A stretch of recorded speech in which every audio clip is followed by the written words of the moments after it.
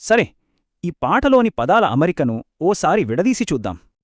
చూడ్డానికి ఈ సాహిత్యం చాలా గందరగోళంగా, క్లిష్టంగా అనిపిస్తుంది కదా? కాని ఇందులో ఒక పద్ధతి దాగుంది. ఏంటో చూద్దాం. ఇందులో మళ్ళీ మళ్ళీ వచ్చే పదాలే మొదటి క్లూ. ఇవే పాటకి ప్రాణం పోస్తాయి. ఈ ఆరో అనే పదం పదే పదే వస్తూ ఓ హుక్లా పరిచేస్తుంది. అలాగే మాజార్ కూడా. పాట నిర్మాణంలో ఇది ఒక కీలకమైన పునరావృతం. ఇక ఈ పదం పాట మొత్తాన్ని మొదలుపెడుతుంది. సో ఈ 3 పదబంధాలు పాటకి ఒక బలమైన పునాది వేస్తాయన్నమాట.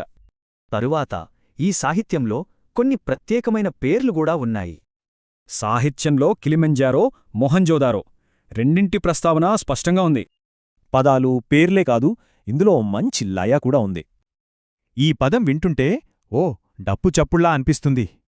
ఇది కూడా అంతే, చిన్నగా చురుకైన లయని పాటిస్తుంది. ఇలాంటి శబ్దాలు పాటకి మంచి ఊపునిచ్చే లయని అందిస్తాయి.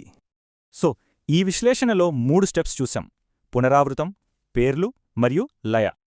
ఇప్పుడు చూస్తే మొత్తం నమూనా ఎంత స్పష్టంగా కనిపిస్తోందో. అంటే ఈ పాట నిర్మాణంలో ఎక్కువ భాగం పునరావృతమయ్యే పదాలే అన్నమాట.